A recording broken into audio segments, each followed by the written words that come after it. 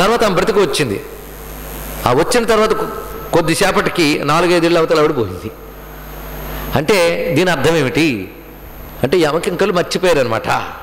వాళ్ళేం పెద్ద దేవతలే ఏంటి, మనకంటే పెద్ద స్టేజ్ అంతే తప్ప వాళ్ళు మర్చిపోవచ్చు.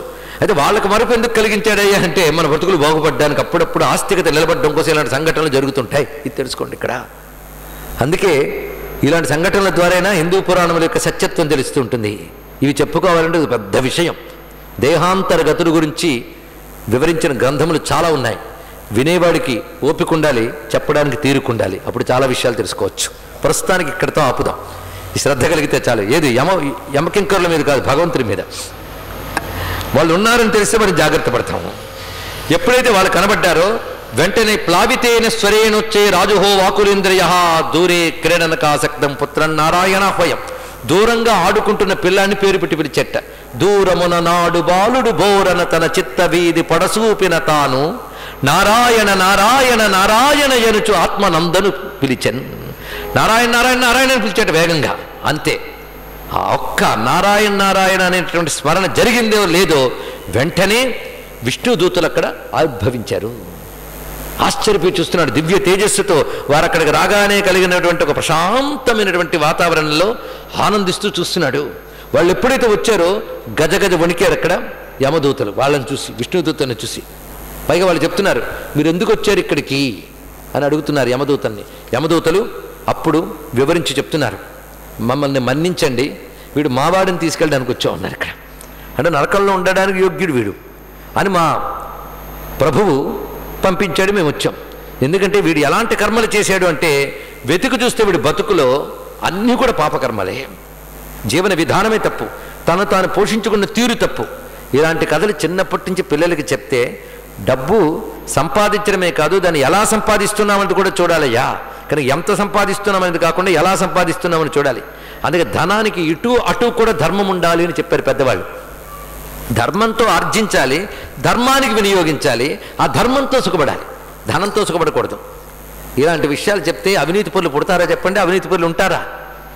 మత విషయాలంటే ఇవి. అంతేగా నా మతంలోనే చేరుమును తరించదు లేకపోతే నశించిపోవదు అని మార్పుళ్ళు చేసేవి మతాలు కాదు, పాపాలు. తెలుసుకోండి ఇక్కడ. ప్రజల్లో ధార్మిక ప్రవృత్తిని నైతికతని పెంపొంచేది మతం. అదే మతం పేరు చెప్తే చాలు ప్రజలు వణికిపోయే పరిస్థితి ఏర్పడితే అదేం మతం? ఏ మతాన్ని తలంచుకుంటే ప్రాణాలు అరచేత్తో పట్టుకోవాల్సి వస్తుందో, ఏ మతం ప్రపంచానందరి భయంకరంగా తీవ్రవాదంతో వ్యాపించిపోయినదో వాటిని ధర్మాలంటారా మతాలంటారా చెప్పండి ఇక్కడ. ప్రపంచాన్ని నశింపజేయడానికి కలిపురుషుడు వేసిన వేషం అంటారు, ఇంకోటి కాదు ఇక్కడ. కనుక ధార్మిక ప్రవృత్తిని నైతిక సంస్కారాన్ని విశాల భావాన్ని కలిగించేటువంటి మతమే మతం. అదృష్టవశాత్తు అలాంటి ధర్మం హైందవ సంస్కృతి. దీని ఛాయలే ఇతర మతాల్లో కనబడుతున్నాయి కనుక వాటికి కూడా మనం గౌరవిద్దాం, అంశాన్ని తప్పకుండా స్వీకరిద్దాం. ఈ రమ్యమైనటువంటి విషయం చెప్తున్నారు ఇక్కడ. మానవుడు ఏ కర్మ చేసినా వాటికి సాక్షులు ఉంటారయ్యా. ఏదో మేము వచ్చేసేమంటే మాకు రికార్డు మెయింటైన్ చేస్తూ ఉంటాం. మేము ఇప్పుడు వాళ్ళు ఇచ్చిన రిపోర్ట్ బట్టి మేము ఇస్తూ ఉంటాం. మా నెట్వర్క్ చాలా గట్టిది. చూసారా ఆ నెట్వర్క్ ఎంత గట్టిగా ఉందో. ఇప్పుడు ఆ ఏజెంట్స్ ఎవరెవరో చెప్తున్నారు ఇక్కడ. మన కర్మల్ని రికార్డ్ చేసే ఏజెంట్స్ ఎవరెవరో చెప్తున్నారు. వాళ్ళు మీకు తెలుసో లేదో నాకు చెప్పండి. సూర్యోగ్ని ఖమ్మరుద్గావ సోమ సంధ్యాహనీ దిశ కం కుక్కాలో ధర్మ ఇతి హేతే దైహ్యస్య సాక్షిణః. సర్వజీవులు చేసే పుణ్యపాప కర్మలు రెండింటికి కూడా సాక్షులున్నారు. వాళ్ళు మొత్తం రికార్డ్ మెయింటైన్ చేస్తున్నారు. వీడు ఏం చేశాడు వెంటనే కంప్యూటర్ కంటే వేగంగా రికార్డ్ చేస్తారండి, ఒక్కటి లోపం లేకుండా. ఇక కంప్యూటర్కైనా వైరస్ వస్తుంది కానీ వీటికి రాదు, అంత గట్టి వాళ్ళు వీళ్ళు. ఎవరో చూడండి, సూర్యుడు చూసారా ఊరికని వెలిగిపోతున్నాడు అనుకున్నాం కానీ మనమన్నీ గమనిస్తున్నట్ట మహానుభావుడు. అగ్ని, ఆకాశము, వాయువు, ఇంద్రియాలు, ఇవి కూడా ఇది చూసారా. ఇంద్రియాలతోనే తప్పు చేస్తాం, ఇంద్రియాలు సాక్షి చెప్తా వీడు చేసాడని. చూసారు ఇక్కడ. అంటే మనకెవరినైనా ఒకరిని నియమించుకున్నామనుకోండి అపాయింట్ కింద, వాడు మన డబ్బుకు పనిచేస్తుంటాడు. కానీ మనం చేయమని తప్పు చేసేస్తాడు. కానీ చిట్ట చివరికి అధికారి వచ్చి నువ్వు చేసింది ఏమిటి అంటే అబద్ధం ఆడకుండా చెప్పేస్తాడు. చూసారా అలా జరుగుతుంది ఇక్కడ. ఇంద్రియాలు కూడా అంతే, అవి చెప్పేస్తాయి ఇక్కడ. ఇంద్రియాలు మనకి ఇవ్వబడ్డాయి కానీ ఇంద్రియాలు మనం కాం కదా. ఏదో పూర్వపుణ్యం వల్ల ఇంద్రియాలు ఇచ్చాడు, అవి పనిచేసి వస్తున్నాయి. అందులో శక్తి ఉందా లేదా, ఆ శక్తి రికార్డ్ చేస్తుంది. నువ్వు ఏ ఇంద్రియంతో తప్పు చేసావో ఆ ఇంద్రియమే అక్కడ సాక్ష్యం చెప్తుంది. ఇంకా ఆలోచించుకో ఇక్కడ. కానీ ఇంద్రియాలు, చంద్రుడు, సంధ్యలు, రాత్రింబగళ్ళు, దిక్కులు, నీరు, భూమి, కాలము, ధర్మము, ఇవి జీవుల యొక్క కర్మలకి సాక్షులు సుమా. వాళ్ళు చూస్తూనే ఉంటారు. వాళ్ళు చెప్పిన ప్రకారంగానే దాన్ని బట్టి అధర్మానికి శిక్ష ఏర్పడుతుంది. ఇప్పుడు ఇతడు శిక్షార్హుడు అని చెప్పగానే యథాజ్ఞస్తమసాయుక్త ఉపాస్తే వ్యక్తమేవహి. అంతేకాదు వీళ్ళు గమనిస్తున్నారని తెలియకుండా ఆచరించేవాడు తన పూర్వకర్మలు రాబోయే కర్మలు కూడా తెలుసుకోకుండా పోతాడు సుమా. కేవలం భోగలాలసతో తన ఇంద్రియాలతో పాపాలు చేసేవాడికి వీళ్ళందరూ గమనిస్తున్నారని విషయం తెలియట్లేదు. ఏష ప్రకృతి సంగేన పురుషస్య విపర్యయ. నిజానికి జీవుడి శుద్ధుడే, కానీ ప్రకృతి సంగము చేత తాను వాసనలకు లోబడి కర్మలు ఆచరిస్తూ ఉంటాడు అని చెప్తూ ఇతడు ఇప్పుడు చెప్తున్నారు అక్కడ విష్ణుదూతలు కూడా, ఇతడు సామాన్యుడు కాడు, పాపాత్ముడే. కానీ పాపాత్ముడుగా మారకముందు ఈ జన్మలోనే ఇతడు ఏమిటో తెలుసుకోండి అంటున్నారు. ఇది ఫ్లాష్ బ్యాక్. భాగవతం భలే చెప్తుంది. కథను చెప్పి దాని వెనకాల కథని చివరికి చెప్తుంది. అలా కథను నడిపే ఒకనొక టెక్నిక్ ప్రక్రియ భాగవతంలో కనబడుతుంది మనకి. ఇతడు సామాన్యుడు కాడు. ఈ కథ లోతుగా చూడాలండి. ఇక్కడ అజామిలుడు ఇప్పుడైతే నారాయణ అన్నాడు, చాలామంది ఇక్కడ ఆగిపోతారు. కానీ అసలు కథ ఇక్కడే ప్రారంభమవుతుంది. భాగవతంలో సాధారణంగా లోకల్లో చెప్పుకునే భాగవత కథలు అంటే భాగవతం పరిశీలించకుండా పై విని మాట్లాడే వాళ్ళందరూ కథని ఎక్కడ ఆపేస్తారో భాగవతం అక్కడి నుంచి మొదలవుతుంది. నిజానికి అసలు భాగవతం అక్కడ మొదలవుతుంది. ఇక్కడ కూడా అంతే. సాధారణ మనకు తెలిసిన కథ ఏంటి? లోకంలో నారాయణ నారాయణ అన్నాడు, విష్ణుదూతలు వచ్చారు, ఎన్ని వైకుంఠానికి తీసుకెళ్ళిపోయారు.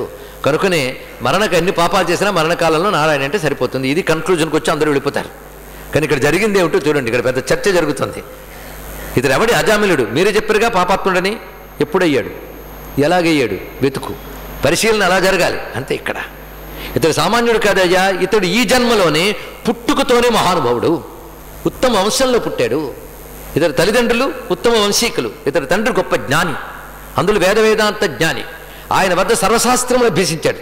ఎందుకంటే ఒక్క శాస్త్రాన్ని చక్కగా అధ్యయనం చేస్తేనే ఆ శాస్త్రం మనలో ఉంటే ఆ శాస్త్రాధిదేవత వల్ల మనం తరించిపోతాం. చూసారా, విద్యలు పవిత్రమైనవి. ఒక విద్యను మనం పట్టుకున్న విద్య మనల్ని కాపాడుతుంది. ఆ విద్యాధిదేవత ఇది ఒక రహస్యమైన అంశం. ఇది తెలియాలంటే భారతంలో నరచరిత్రను అధ్యయనం చేస్తే తెలుస్తుంది. మొత్తానికి విద్యలు అలా కాపాడతాయి. అలాగే ఇతడు అయం హి శృత సంపన్న.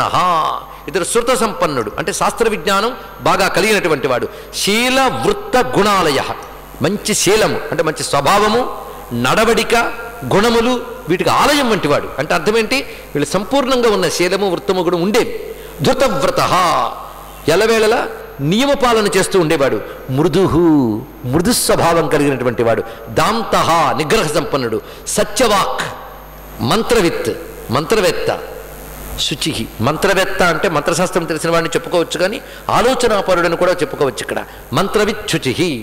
దీన్ని బట్టి ఎందుకు అర్థం చెప్పుకుంటున్నామంటే ఇన్ని సుగుణాలు ఉన్నాయి అతడిలో. అన్ని సుగుణాలు కలిగినవాడు. గురువగ్ని అతిథి వృద్ధానాం శుశ్రూషు నిరహంకృత. గురువు, అగ్ని, అతిథి, పెద్దలు. చూడండి, వీళ్ళ పట్ల ఎప్పుడు శుశ్రూషా బుద్ధి కలిగినటువంటి వాడు. అంటే ఎవరిని ఆరాధించారు? ఇప్పుడు చెప్పాడు కదా, గురువు, అగ్నిహోత్రం. పూర్వం అగ్నిహోత్ర గృహాలు ఉండేవి కనుక మాట. ఇప్పుడు మనం దేవతలను భావిస్తే సరిపోతుంది. గురు, అగ్ని, అతిథి, వృద్ధానాం. పెద్దలు రెండు రకాలు, వయోవృద్ధులు, జ్ఞానవృద్ధులు. వారి పట్ల శుశ్రూషా బుద్ధి కలిగినటువంటి వాడు. నిరహంకృత. అహంకారం లేనటువంటి వాడు. అంతేకాదు సర్వభూత సుహృత్. ఈ గుణాలు ఊరికనే వల్లివేయడం కాదు, ఎలాంటి క్యారెక్టర్, ఎలాంటి వ్యక్తిత్వం చూడండి అతడిది. ఇప్పుడు నారాయణ పాపాత్ముడు అసలు వ్యక్తిత్వం ఇది. సర్వభూత సుహృత్తు. సర్వభూతముల పట్ల స్నేహభావం కలిగినటువంటి వాడు. సాధు. మితవాక్ అనసూయక. అసూయ లేనివాడు. అసూయ అనేది పెద్ద దుర్గుణం అండి. అసూయ అంటే ఇతరుల దోషాలను దర్శించడం గుణాన్ని అసూయ అంటారు. పెద్ద దౌర్భాగ్యం అన్నిటికంటే. అసూయ లేకపోతేనే ఎప్పటికైనా ఆత్మజ్ఞానమో భగవద్భక్తి ఉంటుంది. అసూయాగ్రస్తుడు దేన్ని తెలుసుకోలేడు. ఇది తెలుసుకోవాలి ఇక్కడ. అంతేకాదు ఇతరుల్లో దోషాలను చూస్తాడు, గుణాన్ని కూడా దోషంగా చెప్తాడు. అది అసూయ గుణం. అది లేదు ఇతడికి. ఏకదాసౌ వనం యాత. ఇంత మహానుభావుడు ఒకప్పుడు ఫల పుష్ప సమిత్ కుశాన్, పళ్ళు, పువ్వులు, సమిధులు, దర్భలు ఇవన్నీ తీసుకురావడానికి అడవికి వెళ్ళి అవి తీసుకుని వస్తూ ఉండగా ఆ అరణ్యంలో ఒక చోట ఒక స్త్రీ అలికిడి విన్నాడు. వెళ్ళి చూస్తే విటుడితో ఆనందిస్తున్నటువంటి ఒకనొక స్త్రీని చూశాడు. తర్వాత విటుడు వెళ్ళిపోయిన తర్వాత స్త్రీ ఒంటరిగా ఉంటే ఆమె వద్దకు వెళ్ళి ఆ సౌందర్యానికి బానిస అయిపోయి మోహగ్రస్తుడయ్యాడు. చూసారా ఎంత మహానుభావుడు ఒక్క మోహానికి ఎలా పడిపోయాడు. ఇది తెలుసుకోవాల్సినటువంటి అంశం ఇక్కడ. అది మోహం చాలా చెడ్డది. విశ్వనాథ వారు చెప్తారు, ఇది ఏనాటికి ఏమగున్ తెలియను ఈ రామ, ఎన్నేళ్లుగా బ్రతుకు అన్ని నెలల్ సమల్ దినము లిప్తం లిప్త రక్షింపగా తుది నీ జీవితమెల్ల శ్రేష్టమగు. లేదా ఒక్క యొక్చంబుచే ఇది పాపంబున అంటి అట్ల ఎగునోయి ఎల్లకాలానకున్. బ్రతుకుని ఎలా కాపాడుకోవాలంటే ఎప్పుడేమవుతుందో తెలియదు, ఇది ఏనాటికి ఏమగును తెలియనోయి రామ. ఎన్నేళ్లుగా బ్రతుకో, ఎన్నాళ్ళు నువ్వు జీవించున్నావు అన్ని నెలల్ సమల్ దినము లిప్తం లిప్త, అన్ని సంవత్సరాలు అన్ని నెలలు అన్ని రోజులు అన్ని క్షణాలు కూడా నువ్వు ఆ పవిత్రతను కాపాడుకోవాలి, ధర్మాన్ని రక్షించుకోవాలి. లేకపోతే ఒక్క యొచ్చంబుచే అది పాపంబున అంటే అట్ల ఎగనోయి ఎల్లకాలానకున్ అని అహల్యా విషయం ప్రస్తావన చేసినప్పుడు శతానందుడి చేత పలికించారు. ఇక్కడ అది గ్రహించవలసింది. ఇంత మహాత్ముడు కూడా మోహం అంత చెడ్డది చూసారా.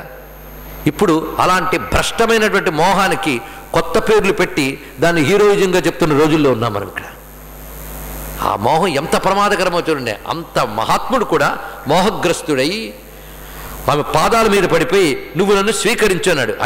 ఆవిడ వెంటనే సిగ్గుపడి, తప్పు సుమా, నువ్వేమిటి నేనేమిటి, నువ్వు పవిత్రమైన జీవన విధానం కలిగిన వాడు, నేను వేశ్యని, ఒళ్ళుముకు జీవిస్తున్న దాన్ని, నన్ను వివాహం ఆడతానంటావేమిటి, తప్పు సుమా, ఇది కూడదు, నీ పవిత్రత కాపాడబడాలి అని చెప్పినప్పటికీ కూడా వినకుండా నీ కోసం నేను అన్నీ విడిచిపెడతానన్నాడు.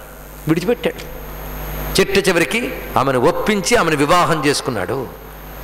ఇంకా ఆమెను వివాహం చేసుకున్నాక తన ధార్మిక యజ్ఞాదులు సాగించడానికి వీల్లేదు కనుక అవన్నీ ఎప్పుడు విడిచిపెట్టాడు. పోషించడం కోసం తప్పుడు తోవలు తొక్కాడు. ఒకసారి పతనం అవ్వాలే కానీ అది అలవాటైపోతే ఈ మహాప్రమాదం. ఆమె ద్వారా సంతానం పొందాడు. ఆ సంతానంలో నారాయణుడు ఒకడు. మరణకాలం వచ్చింది. అప్పుడు అతడు నారాయణ స్మరణ చేసి, ఇది అతడి కథ. అంటే జీవితంలో పూర్వభాగం అంత గొప్పదే, ఉత్తర భాగం ఇంతది. పైగా అతడికి కూడా భార్య ఉన్నది, ఆమెను కూడా విడిచిపెట్టాడు, పతివ్రతైన భార్యని. అవర్తత చిరంకాల మఘాయుర సుచిర్మలాత్, మొత్తం బ్రతుకులో ఎక్కువ భాగము అంతఃకరణ శుద్ధి లేని పాప జీవనమే గడిపాడు. నేష్యామో కృత నిర్వేశం ఎత్ర దండేన శుద్ధతి. అందుకు ఇతరికి దండము చేతనే శుద్ధి చేయాలి గనక మేము యమలోకానికి తీసుకెళ్ళిపోతాం. చూసారా, దండను ఎందుకు ఇస్తాడు? శుద్ధి చేయడం కోసం. అందుకే శిక్ష కూడా ప్రసాదమే క్షీణించును కర్మ చేయము అన్నారు. ఇక్కడ పాపం తొలగించడం కోసమే శిక్ష, అందుకు తీసుకెళ్తా ఉన్నారు వాళ్ళు ఈ కథ అంతా చెప్పి. ఇక్కడ మనం ఆలోచించవలసిన ఒక అంశం, భాగవతకారుడు వాచ్యంగా చెప్పకపోయినా మనం ఆలోచించాలి. ఆ సమయంలో ఇతను నారాయణ అని ఎందుకు అనాలనిపించింది?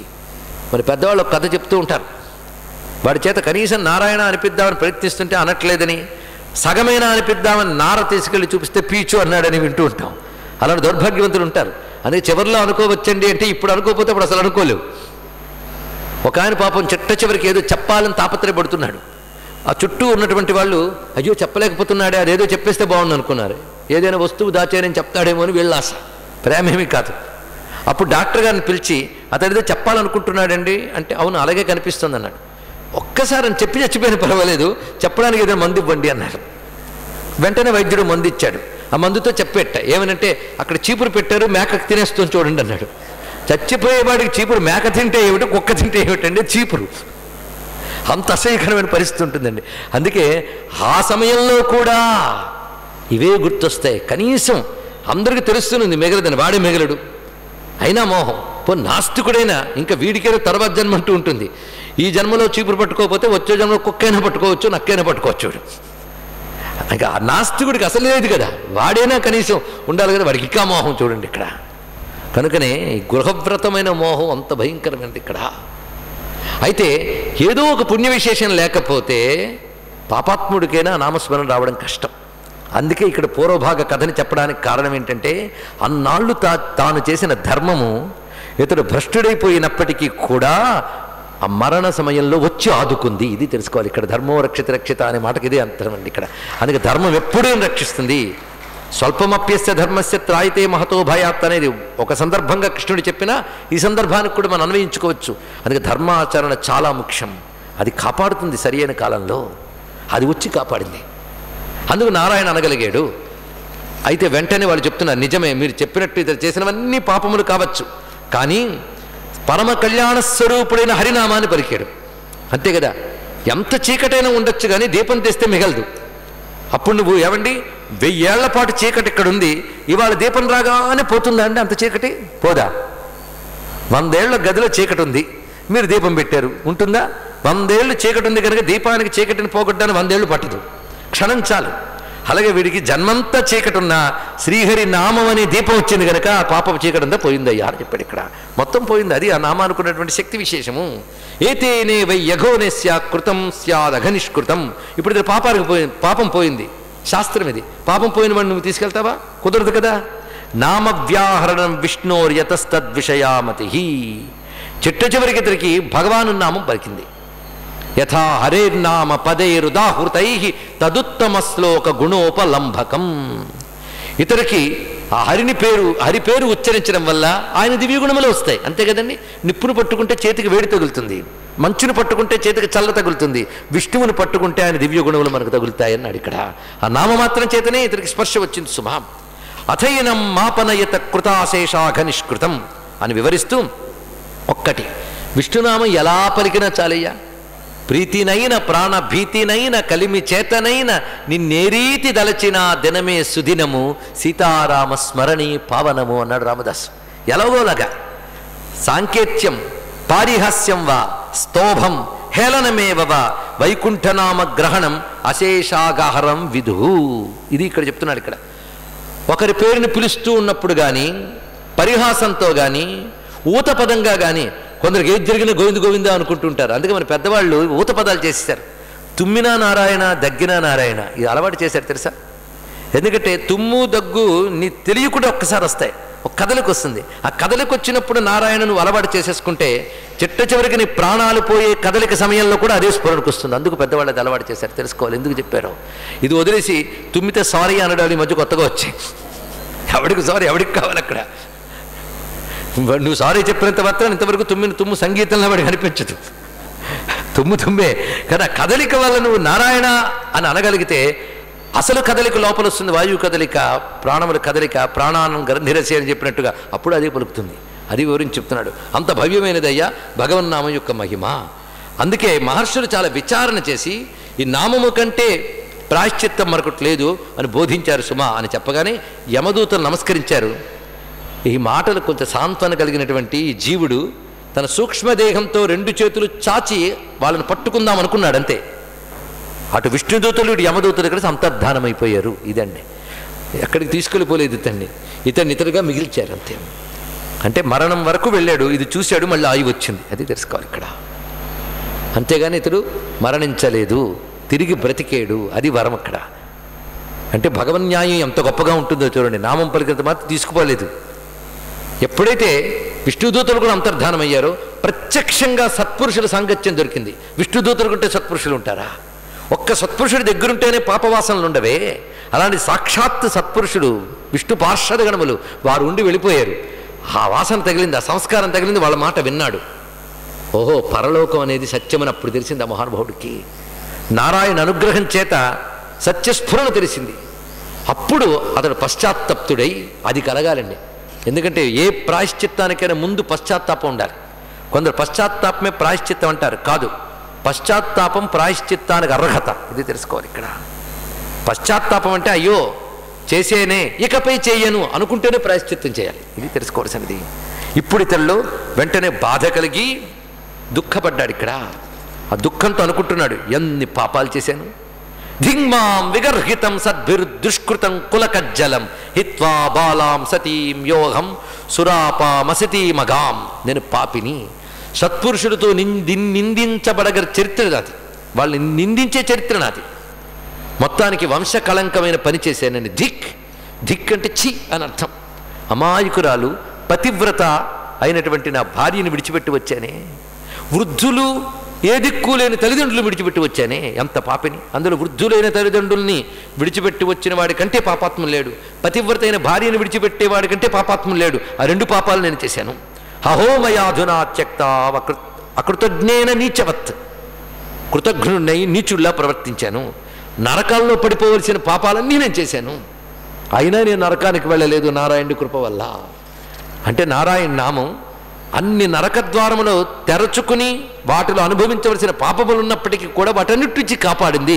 ఇంత గొప్ప నారాయణ నామాన్ని నారాయణ స్పృహ లేకుండా పలికినా అంత చేసిందంటే ఇంక స్పృహతో పలికితే ఏం చేస్తుంది అని ఇంక వైకుంఠ నామగ్రహణం విడిచిపెట్టను అని చెప్పుకుని యతచిత్తేంద్రియానిలహ తన యొక్క ఇంద్రియాల్ని వాయువుని నియంత్రించాడు. అంటే ప్రాణాయామంతో వాయువుని మనోనిగ్రహ ఇంద్రియ నిగ్రహములు చేసుకుని క్రమంగా విముచ్యతమిమం బంధం అవిద్యా కామకర్మజం.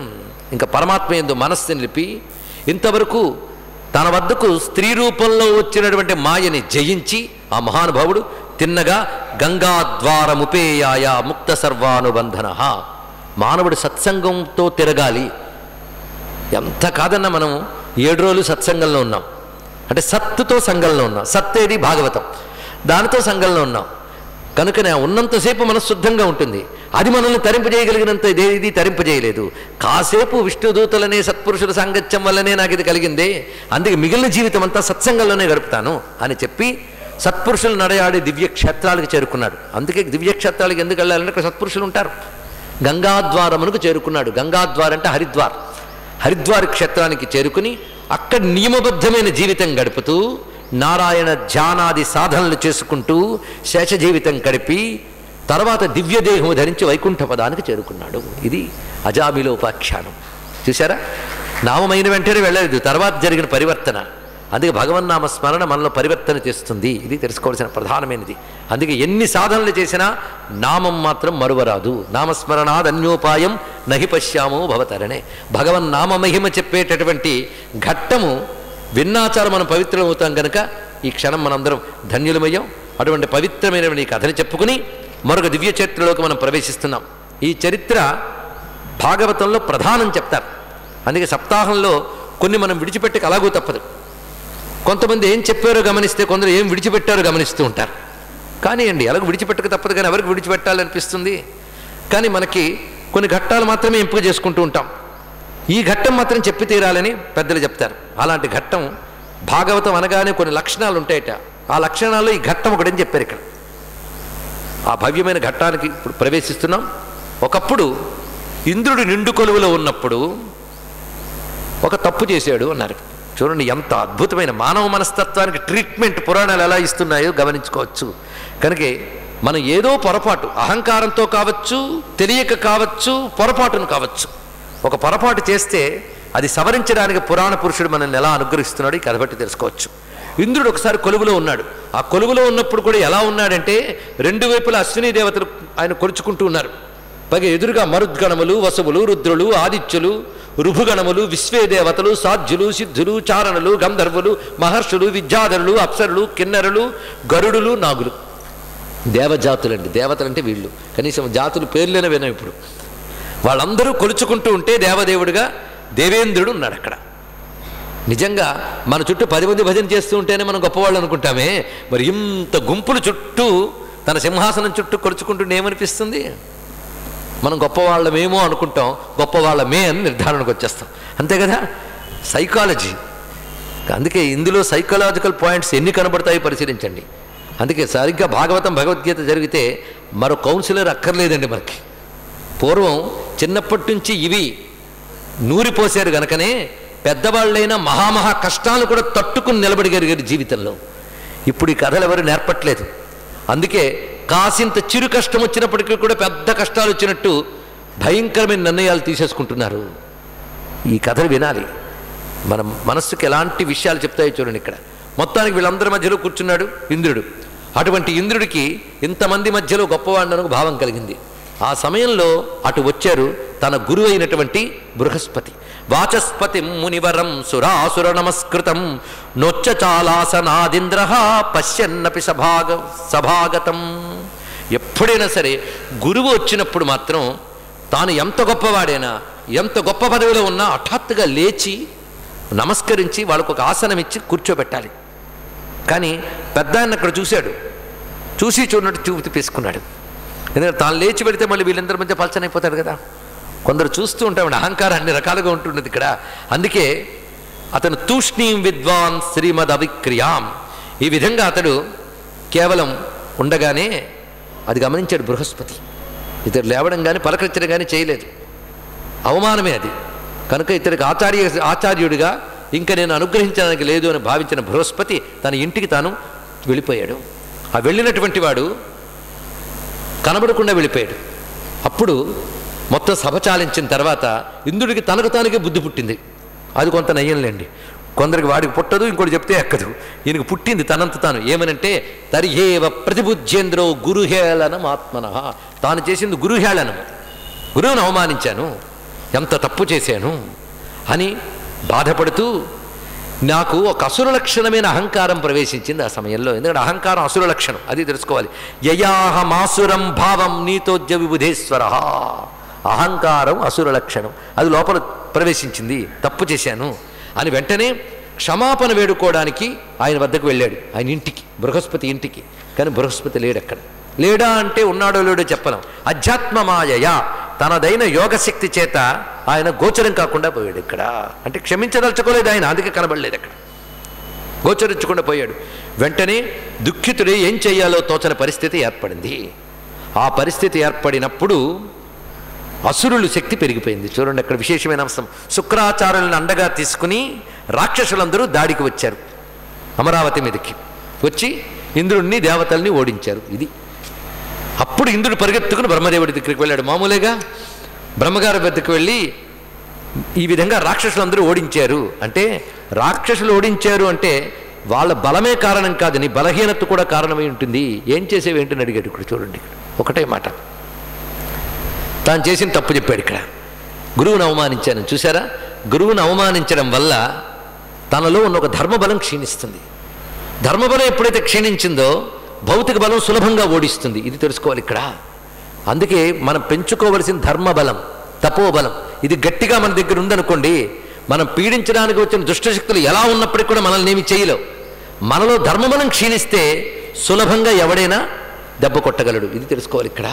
అందుకే భౌతిక బలం పెంచుకునే ప్రయత్నం కంటే ధర్మబలం పెంచుకునే ప్రయత్నం ప్రతి వాళ్ళు చెయ్యాలని కథ ద్వారా మనకు చూపిస్తున్నాడు. ఇతడు చేసిన అధర్మం ఏంటి? గురుహేళనం.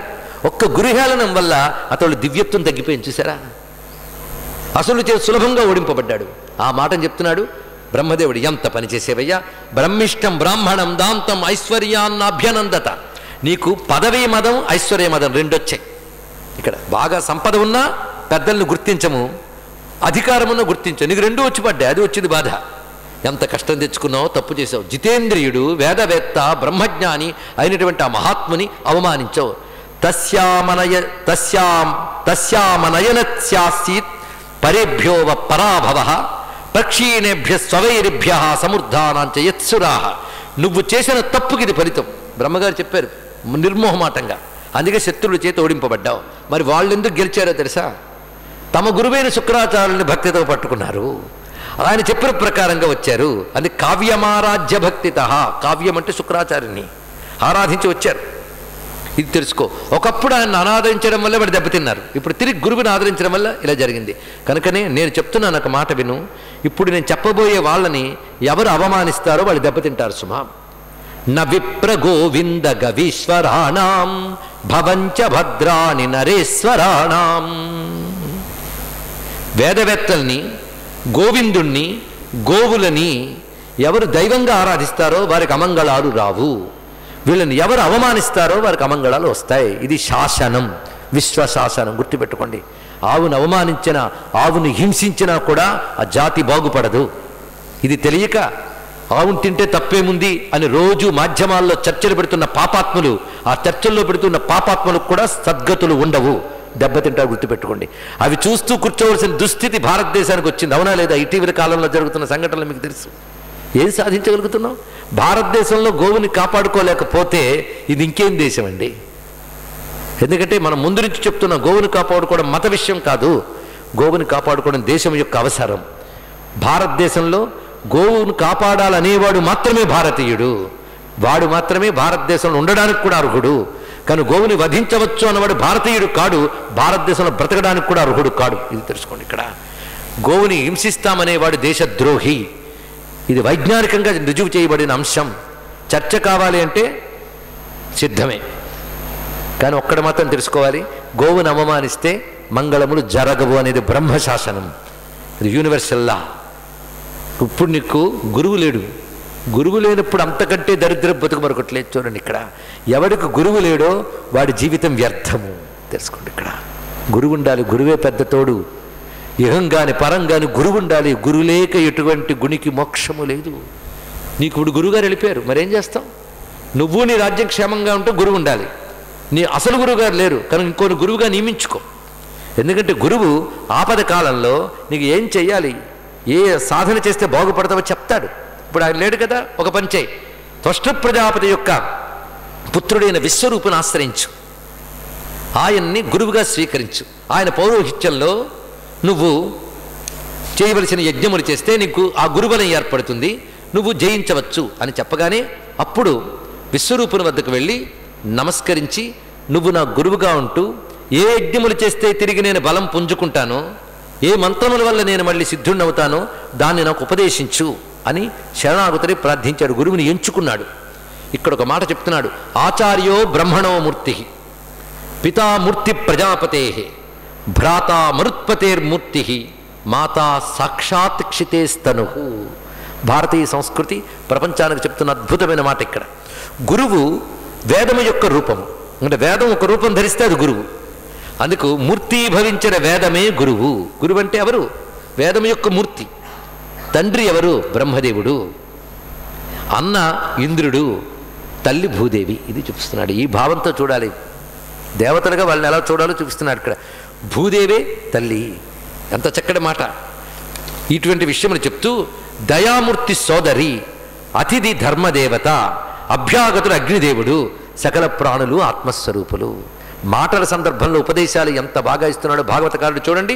దయాయా భగినీ మూర్తి, ధర్మస్యాత్మాతిథి స్వయం, అగ్నిరభ్యాగతో మూర్తి, సర్వభూతాని చాత్మనః. ఇది భారతీయ సంస్కృతి. ఎలా తల్లిని తండ్రిని ఎలా చూడాలి, అన్నని ఎలా చూడాలి, గురువుని ఎలా చూడాలి, అతిథిని ఎలా చూడాలి, అభ్యాగతుని ఎలా చూడాలి, సోదరిని ఎలా చూడాలి, సర్వజీవుల్ని ఎలా చూడాలో 2 శ్లోకాల్లో చెప్పినటువంటి భాగవత మహర్షికి నమస్కారం చేసుకుందాం ఇక్కడ.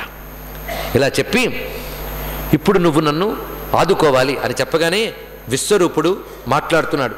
ఇక్కడ కొన్ని మాటలున్నాయి. ఒకరికి పౌరోహిత్యం చేస్తూ వాళ్ళ కోసం యజ్ఞములు చేయడం అంత గొప్ప విషయమేం కాదు, కానీ నీ కోసం తప్పదు, స్వీకరిస్తా లోకక్షేమం కోసం. నువ్వు తరించడానికి నేను నీకు ఉపదేశం చేస్తున్నాను, తీసుకో అని ఒక విద్యనిస్తున్నాడు. విష్ణు విద్య. ఇదే నారాయణ కవచం. ఇక్కడ ఉపదేశింపబడుతోంది నారాయణ కవచం. చాలా దివ్యమైనటువంటి ఈ కవచం 6వ స్కంధంలో 8వ అధ్యాయంలో ఉన్నది. ఇది గురువుల ద్వారా శ్రద్ధగా నేర్చుకుని చేయవలసింది. న్యాసంతో సహా చెప్పబడుతున్న ఈ కవచం సామాన్యమైనది కాదు, మహాశక్తివంతం. అంటే భాగవతం కథలు చెప్పడంతో పాటు అనుష్ఠించడానికి కావలసిన మంత్రరాశినిస్తోంది, మీ ఇష్టం. నారాయణ కవచాన్ని ఇక్కడ ఉపదేశించాడు. ఆ నారాయణ కవచ ప్రభావం చేత శక్తిమంతుడై విశ్వరూపుడు ఇచ్చినటువంటి మంత్రం చూసారా, గురువు ఇచ్చిన మంత్రంతోనే శిష్యుడు శక్తిమంతుడు అవుతున్నాడు. శక్తిమంతుడై అసురుల్ని సులభంగా జయించగలిగాడు. దానితో మళ్ళీ సుస్థితిని నిలబెట్టాడు. దేవతలందరూ సంతోషించారు. అటువంటి పరిస్థితుల్లో విశ్వరూపుడు తండ్రి వైపు నుంచి చూస్తే దేవతలకు బంధువు, తల్లి వైపు మాత్రం అసురులకు బంధువు, రాక్షసులకు బంధువు. అందుకే ఏం చేశాడంటే, అతడు ఆవిర్భాగములు ఇచ్చేటప్పుడు దేవతలకి ఆవిర్భాగములు ఇవ్వాలి యజ్ఞమందు, రాక్షసులకు కాదు. ఇస్తే వాళ్ళు శక్తివంతులు అయిపోతారు. దేవతలకు తెలియకుండా రాక్షసులకు ఇచ్చేవట. అంటే గురువు కావచ్చు, కానీ ఇది వంచన, అది అతనిలో దోషం ఉంది. ఇది తెలుసుకోవాల్సిన అంశం. వంచనే కదా, ఎంత కాదన్నా. ఇది ఆవిర్భాగములు ఇవ్వాల్సింది దేవతలకి, ఇది శాస్త్ర విధి. అది కాదని అసురులకి వంచన రూపంలో ఇస్తున్నాడు, అది దోషమే. దీంతో అసురుల బలం పెరిగింది. అప్పుడు లోకరక్షణ కోసమని ఇంద్రుడు విశ్వరూపుని సంహరించాడు. ఇది ఇక్కడ ధర్మమా అధర్మమా ప్రశ్న వేయడం కాదు. ఒక విధంగా ధర్మమే, ఒక విధంగా అధర్మము. గురువుని సంహరించడం ధర్మం అధర్మం కావచ్చు, కానీ అతడు చేస్తున్న దానికి దేవతలను రక్షించడానికి, లోకాన్ని రక్షించడానికి చెయ్యక తప్పలేదు కనుక చేశాడు ఆయన. అది అప్పుడు పాతకం పాతకంగానే చుట్టుకుంటుంది. బ్రహ్మహత్యా పాతకం చుట్టుకుంది. దాన్ని ఏం చేయాలి? ఇప్పుడు పాతకం ఉన్నవాడు పాలనకి అనర్హుడు అని అనుకునేవాళ్ళు ఆ రోజుల్లో. పాపం ఉంటే పాలనకు అనర్హుడు అనేవాళ్ళు ఆ రోజుల్లో. అందుకే పాపం ఉంది కనుక ఇతను పాలించడానికి వీల్లేదు. ముల్లోక పదవిని కూడా ఒప్పుకోలేదు దేవతలు ఋషులు. కానీ ఈయనే పాలించాలి, తప్పదు. అందుకేం చేయాలంటే, నువ్వు పాపం పోగొట్టుకుంటే పాలనకు ఒప్పుకుంటామన్నారు ఇక్కడ. అయితే ఉన్న పాపం ఎవరికైనా ఇవ్వాలి. అప్పుడు ఆ పాపం పుచ్చుకోవడానికి వచ్చినటువంటి వాళ్ళు 3 పంచి ఇచ్చాడు. చతుర్థావ్యం 4 పంచి ఇచ్చాడు. భూమ్యంబుద్రుమయోషిభ్యశ్చతుర్థావ్యభజద్ధరి. ఈ ఘట్టం జాగ్రత్తగా వినాలి. అందులో ఈ రోజుల్లో భారతీయ సంస్కృతి ఎన్నో తపస్సులతో, ఎంతో జ్ఞానంతో, సునిశ్చితమైన పరిశీలనతో ఒకనొక జీవన రీతిని ఏర్పాటు చేస్తే, ఏమాత్రం జ్ఞానం లేకుండా అజ్ఞానాన్ని జ్ఞానం అనుకుని మనం తృణీకరించాం. అయ్యా, ఒక నియమం నాగరికత వల్ల పుడుతుంది కానీ నియమం లేకపోవడం నాగరికత కాదు. కొంచెం ఆలోచించండి పెద్దలు. నియమము ఉంటే నాగరికత ఉంటే నియమం ఉంటుంది, నాగరికత లేని వాడికి నియమం ఉండదు. అవునా లేదా? మనకి నియమాలు ఉన్నాయంటే అర్థం ఏంటి? మన సంస్కృతిలో నాగరికత అంతుందని అర్థం. అది అనాగరికత అనుకుని, అనాగరికతైన నాగరికత అనుకుని నాగరికమైనటువంటి నియమాలను మనం ఉల్లంఘిస్తున్నాం. అయ్యా, భాగవత కథ ఆగిపోతుంది అనుకోవద్దు. అసలు ఉండాల్సింది ఉంచడానికే భాగవతం పుట్టింది. ఇక్కడ అతని యొక్క బ్రహ్మహత్యా పాతకాన్ని అందుకున్న వాళ్ళు 4. భూమిస్తురీయం జగ్రాహ కాతపూరవరేణ వై ఈరిణం బ్రహ్మహత్యాయా రూపం భూమౌ ప్రదుష్యతే. భూమికి ఆ బ్రహ్మహత్యా పాతకం ఏ ఏ ప్రాంతంలో ఎందుకు కనబడుతుందంటే చవిటి నేలల యందు, అంటే ఊషర క్షేత్రాలలో కనబడుతుంది బ్రహ్మహత్యా పాతకం. అందుకే వాటిని యజ్ఞముల కోసం దేవకార్యాల కోసం వాడకూడదు అని చెప్తారు. అయితే తన యొక్క బ్రహ్మహత్యా పాతకం తీసుకున్నందుకు వాటికి ఒక సౌకర్యాన్ని ఇచ్చాడు ఒక్కొక్కటి. ఎందుకంటే ఊరికనే ఇవ్వడం కాదు, దానికి ఒక సదుపాయాన్ని ఇచ్చాడు. ఏమిటా సదుపాయం ఏంటంటే గొయ్యి తవ్వినా తనంత తాను పూడ్చుకునే శక్తిని భూమికి ఇచ్చాడు ఆయన, ఇంద్రుడు. అదేవిధంగా చెట్లకు కూడా ఇచ్చాడు బ్రహ్మహత్య పాతకాన్ని. చెట్లకి ఎలా ఉంటుందంటే బంక రూపంలో వస్తూ ఉంటుంది, జిగురు రూపంలో. అందుకే అది యజ్ఞార్థం వాటికి వాడరాదు. దానికి ఇచ్చిన వరం ఏమిటంటే తుర్యం ఛేద విరోహేణ వరేణ జగురుద్రుమాహ. ఒకవేళ కొమ్మని నరికినా తిరిగి చిగురించగలిగేటువంటి వరాన్ని చెట్లకి ఇచ్చాడు. తన పాపం పుచ్చుకున్నందుకు దానికి ఒక ప్రయోజనాన్ని కల్పిస్తున్నాడు. అదేవిధంగా స్త్రీలకి బ్రహ్మహత్యా పాతకం రజస్వలా రూపంతో కనబడుతుంది. అందుకే నెలలో అది కనబడినటువంటి ఆ 4 రోజులు కూడాను బ్రహ్మహత్యా పాతకం ఉంటుంది కనుక అది ఉన్న చోటుకు దేవతలు పితృదేవతలు రారు గనక, ఆ పరిధిలో ఉన్న వస్తువులు కూడా తద్దూషితమవుతాయి గనక వాళ్ళకి తాకకుండా జాగ్రత్త పడి ఇంట్లో దేవతల్ని పితృదేవతలను ఆరాధించిన వాళ్ళు నియమాలు పెట్టుకునేవాళ్ళు. అంతేకాదు భారతదేశంలో మహాపండితుడైన యాజ్ఞికుడు మొదలుకొని మట్టి పిసుక్కునే వాళ్ళ వరకు ఈ ఆచారం ఉండేదండి, నిన్న మొన్నటి వరకు కూడా. ఇప్పుడు వేళ్ల మీద లెక్క పెట్టాల్సిన పరిస్థితి ఏర్పడింది. ఇది చాలా దుర్మార్గం మాత్రం. మరోవైపు లలితా శాస్త్రాల పారాయణలు, మరొకసారి విష్ణు శాస్త్ర పారాయణలు.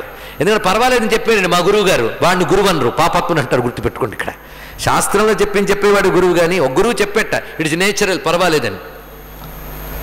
అలాగైతే శౌచాలయాల్లో కూడా పారాయణ చేసుకోండి వెళ్ళి, అది నేచురలే కదా. ఏం మాట్లాడుతున్నారు ఇక్కడ? ఋషులు చెప్పిన దాన్ని ఒక ఆవిడ ఒక పెద్ద క్వశ్చన్ వేసింది, ఏమంటే వేదాల్లో ప్రమాణం ఉందా దీనికని? ఆవిడ వేద ప్రమాణం కావాలట. శుక్ల యజుర్వేదంలో మొత్తం, యజుర్వేదంలో మొత్తం బ్రాహ్మణములు మొత్తం చెప్పబడింది, మంత్రమంతా కూడా ఎలా ఎలా ఇవి పరచబడుతున్నాయి, ఒకవేళ కలుపుకుంటే వచ్చే పాపాలు ఏమిటో చెప్పాడు. ఆ పాపాల ఫలితాలు ఇప్పుడు అనుభవిస్తున్నాం తెలుసా. ఇక్కడ దుష్ట సంతానం కలుగుతుంది, భయంకరమైన రోగాలు వస్తాయి, వాడి పరిస్థితులను ఇప్పుడు చూస్తున్నాం మనం. మరి ఇతర దేశాల్లో లేదండి, వాళ్ళకి నాగరికతే లేదు. మనకు కరెంట్ ఉంది, కొన్ని అడవుల్లో కరెంటు లేదు. అక్కడ ఎలాగో లేదని ఉన్న కరెంటు ఊడగొట్టుకుంటాం మనం. ఇక్కడ తెలుసుకోండి, ఇక్కడ ఆ నాగరికతను అర్థం చేసుకునే ప్రయత్నం చేయాలి. ఆ కారణం చేతనే ఆ సమయాల్లో దూరంగా ఉండడం అనేది ఏర్పడింది. అయితే ఒక సైంటిఫిక్గా ఆలోచిద్దాం అన్నాడు ఒక ఆయన. సరే ఆలోచించండి. దీనికి సంబంధించి ఒక అంశాన్ని నిన్న పొద్దున్న చెప్పుకున్నాం. పురాణ కథలన్నీ కూడా అంతరిక్షంలో జరిగిన ఒకానొక పరిణామ గాథలే. వివరణ గుర్తున్నదా? అది సరిగ్గా అప్లై చేయండి. ఇక్కడ ఇంద్రుడు ఆ విశ్వరూపుణ్ణి సంహరించడం వల్ల వచ్చిన పాతకము 4కి పంచబడింది. దీనిని అంతరిక్ష విజ్ఞానంతో సమన్వయిస్తూ చెప్పడానికి ఒక అవకాశం ఉన్నది. ఎందుకంటే వేదములో ఇంద్రుడు, మిత్రుడు ఈ పేర్లన్నీ సూర్య భగవానుడికి చెప్పారు. ఎందుకంటే మనకు అసలు ఎనర్జీ అంతా సూర్యుడి నుంచి వస్తుంది. విశ్వంలో దాగిన సర్వశక్తులు మనకు మాత్రం సూర్యమండలంలో వస్తుంది, అవునా లేదా? సూర్యమండలం నుంచి వచ్చే శక్తుల్లో రకరకాల కిరణ శక్తులకి మిత్ర, వరుణ, ఇంద్ర ఇత్యాది పేర్లున్నాయి. శాస్త్రం తెలిసిన వాళ్ళకి ఎవరికైనా తెలుస్తుంది. అందుకు ఇంద్రుడు వజ్రాయుధం. అలాగే సూర్యకిరణాల్లో ఒకనొక పదునైన ఒక శక్తి వస్తుంది. ఆ శక్తి భూమి మీదకి వచ్చేటప్పుడు అడ్డుకునే కొన్ని దుష్టశక్తులు ఉంటూ ఉంటాయి. ఇప్పుడు చీకటిని పోగొడతాడు, మంచుని పోగొడతాడు. మనకు తెలియకుండా సూర్యకాంతికి అవరోధము లేని దుష్టశక్తులు చాలా ఉంటూ ఉంటాయి. వాటన్నిటిని దాటుకుని వస్తుంది మన వరకు కాంతి. ఆ దాటికి వచ్చినప్పుడు ఏదైతే అడ్డుకుందో కొన్ని శక్తులని ఆ కిరణాలు కొడతాయి. కొట్టినప్పుడు ఏమవుతుందంటే ఆ శక్తులు దెబ్బతింటాయి. అవి కొంచెం ముక్కలుగాను భాగాలుగాను మారి కొన్నిటిపై ప్రభావం చూపిస్తుంది. ఇది ఎలాంటిదంటే మనం బురదను తొలగడానికి ప్రయత్నించినప్పుడు ఆ చోటు శుభ్రమవుతుంది, కానీ బురద చెందుతుంది మరొక చోటుకు, అవునా లేదా? అలా శక్తులను కొట్టినప్పుడు ఏమవుతుందంటే మనకు తెలియకుండా అంతరిక్ష మండలంలో ఆ చెదిరినటువంటి దుష్టశక్తులు కొన్నిటి మీద ఇంపాక్ట్ చూపిస్తాయి. కనుక ఇది ఎప్పుడూ జరిగింది కాదు ఎప్పుడూ జరుగుతుంది. ఎందుకంటే ఇప్పటికీ సూర్యకాంతి వస్తుందిగా భూమి మీదకి. వస్తున్నప్పుడు ఆ చెదిరినటువంటి దుష్టశక్తులు కొన్నిటి మీద ప్రభావం చూపిస్తాయి, కొన్నిటి మీద చూపించవు. వాటి యొక్క శరీర లక్షణం బట్టి చూపిస్తుంటాయి. అవి 4 మీద ప్రభావం చూపిస్తాయి. ఒకటి నీరు, చెట్టు, భూమి, స్త్రీ 4 మీద ప్రభావం చూపిస్తాయి. అందుకే ఆ రజస్వల అనేటువంటి క్రియ ఏర్పడుతున్నది. కనుక ఆ సమయంలో జాగ్రత్తగా ఉండాలని తెలుసుకోవచ్చు. వీటి మీద ఇంకా రీసెర్చ్ చేసిన వాళ్ళు పాశ్చాత్యులు. ఒకప్పుడు బాల్టిమోర్ అని ఒక ప్రాంతం ఉంది వాషింగ్టన్ దగ్గర, అమెరికాలో. అక్కడ జాన్ హాప్కిన్స్ యూనివర్సిటీ ఉన్నది. అందులో ఒక ప్రొఫెసర్ గారు మన తెలుగువారు. వారి ఇంట్లో ఒక అతిథిగా ఉంటూ అక్కడ ప్రవచనాలు చెప్తున్నప్పుడు అక్కడ ఉన్న మెడికల్ జర్నల్స్, కొత్త వాళ్ళ యూనివర్సిటీ నుంచి వచ్చినటువంటి కొన్ని పత్రికలు చూసాం. చదువుతూ ఉంటే ఆశ్చర్యపోయాను. ఒక మ్యాగజైన్లో అక్కడున్న ఒక ఇంగ్లీష్ ప్రొఫెసరు నెలలో ఆ స్త్రీ ఆ 4 రోజులు ఆమె నుంచి వెలువడుతున్నటువంటి నెగిటివ్స్ ఎలా ఉంటాయి, ఆ సమయంలో ఆమెకు విశ్రాంతినివ్వాలి, వీలైనంత వరకు దూరంగా ఉంచాలన్న విషయం ఆవిడ రాసింది. అది నేను చదివి డాక్టర్ గారు నాకు చెప్పాను. ఇప్పుడు ఇవి రీసెర్చ్ చేసి చెప్పింది. మన సంస్కృతిలో ఉండేది కదా, ఈ విషయం మీరెందుకు చెప్పలేదు యూనివర్సిటీలో అంటే నేను చూడలేదు ఆయన అన్నాడు ఆయన. ఇది రుజువైన సత్యం. ఇంకా చాలా సత్యాలు రుజువు అవుతూ ఉంటాయి ఇక్కడ. మొన్న నా మధ్య ఒక చోట ఒక పద్మశాలి అమ్మవారి భక్తుడు గోదావరి జిల్లాలో, మా ఇంట్లో అమ్మవారిని పూజిస్తున్నాను, మీరు ఒక్కసారి రండి చూడండి అన్నాడు. నేను అక్కడికి వెళితే ఒక పళ్ళెంలో నీళ్లు పోసి అందులో ఒక చక్కని కమలం ఉంది. ఆ కమలం జాతే వేరు. ఆయన అన్నాడు, దీన్ని కల్హారము అంటారండి, ఇది ఇక్కడ కొలంలో దొరుకుతుంది, ఇది తెచ్చిన అమ్మవారిని పూజిస్తూ ఉంటాను. కానీ ఒక చిత్రం అండి, ఈ కల్హారం కొయ్యడానికి వెళ్ళేటప్పుడు రజస్వలి అయిన స్త్రీ గాని దగ్గరికి వెళితే ఇది మాడినట్టయి ముడుచుకుపోతుందండి అని చెప్పాడు ఇక్కడ. అంటే ప్రకృతికి సెన్సిటివిటీ ఉంది, పరిశీలించండి ఇక్కడ. అందుకే పెద్దలు సూక్ష్మ దృష్టితో ఇచ్చిన జ్ఞానాన్ని అజ్ఞానం అనుకోవద్దు. తెలుసుకుంటే కానీ ఆచరించము అంటే ఆయువైపోతుంది. ముందు ఆచరించండి, తర్వాత తెలుసుకోండి. తెలుసుకోపోయినా ప్రమాదం లేదు. నమ్మి చెడిన వారు లేరు, నమ్మక చెడిపోతే పోతారు, అంతే. రామదాస్ చెప్పిన మాట అక్కడ లోతైన అంశములు ఇవి. అందుకే భాగవతం భక్తిని చెప్పడంతో పాటు భక్తి నిలబడ్డానికి కావలసిన ధార్మిక భూమికను కూడా ఏర్పరుస్తుంది. ఇది తెలుసుకోవాలి ఇక్కడ. ఈ కథల ద్వారా గ్రహించవలసినటువంటి అర్థములు ఇవి. ఈ విధంగా ఇంకా జలానికి కూడా దోషం ఇచ్చాడు. ఎక్కడంటే నురుగు ఎక్కడుంటుందో ఆ నురుగుల రూపంలో, బుడగల రూపంలో ఉంటుంది ఆ దోషం. అదే నురుగు పట్టిన నీటిని వాటిని సత్కర్మలకు వాడరు. ఇది తెలుసుకోవాల్సింది ఇక్కడ. ఆ విధంగా జలం స్వీకరించినందుకు దానికంటూ ఇచ్చినటువంటి వరం ఏమిటి అంటే ఊరడం అనేటువంటిది వరం ఇచ్చాడు. ఎంత తరిగినా తిరిగి ఊరడం అనేటువంటి లక్షణం నీటికి ఇచ్చాడు వరంగా. ఈ విధంగా పాపం పంచబడింది, నిష్పాపుడయ్యాడు, మరి పాలన చేస్తున్నాడు.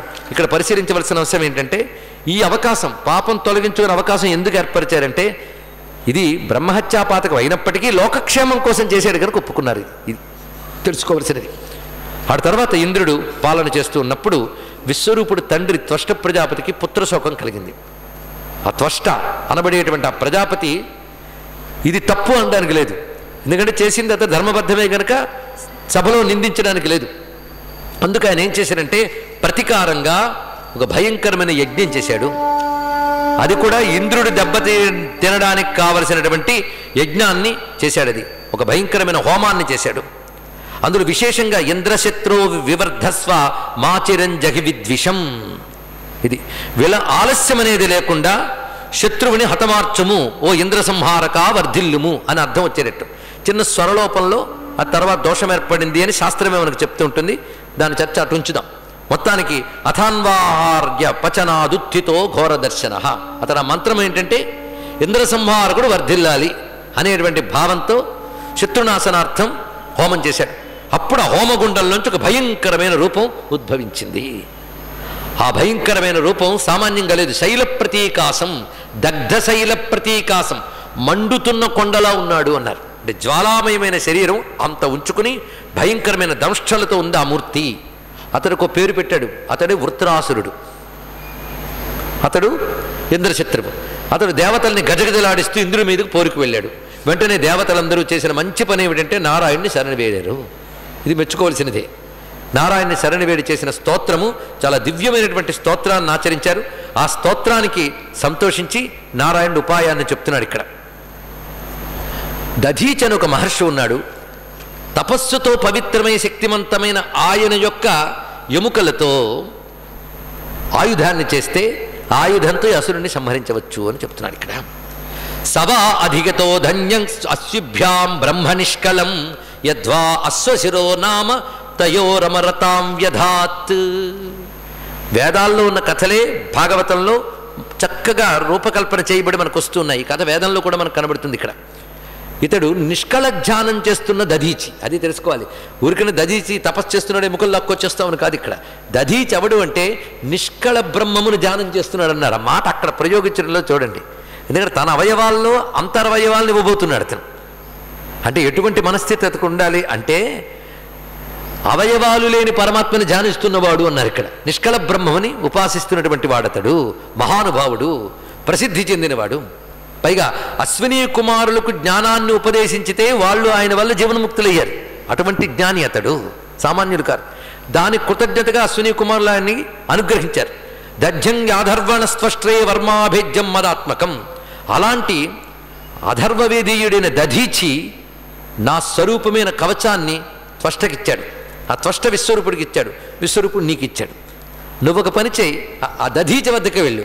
ఆయన శరీరము కవచమయ్యా, అందులో తపస్సు చేత శక్తివంతమైనటువంటి శరీరం ఇది. ఆ మహానుభావుని యాచించు, ఆయన ఇచ్చినటువంటి ఆ ఎముకతో ఆయుధం తయారు చేసి సంహరించు. ఇది వివరించాడు ఇక్కడ. యుష్మభ్యం యాచితోస్యుభ్యాం ధర్మోజ్ఞాంగాని దాస్యతి తతస్థైరాయుధ శ్రేష్టో విశ్వకర్మ వినిర్మిత. అతడు తనదైనటువంటి భవ్య అవయవాలను ఇస్తాడు, దానితో ఆయుధాన్ని నిర్మాణం చేయు. ఇది చెప్పాడు. ఆయుధం తప్పకుండా సంహరిస్తుంది. ఎందుకంటే నీకు ఇచ్చిన కవచంతోనే నువ్వు కొట్టగలుగు. ఆ కవచం అతని శరీరం అయిపోయింది. ఇది మనం తెలుసుకోవాల్సిన చిన్న రహస్యం.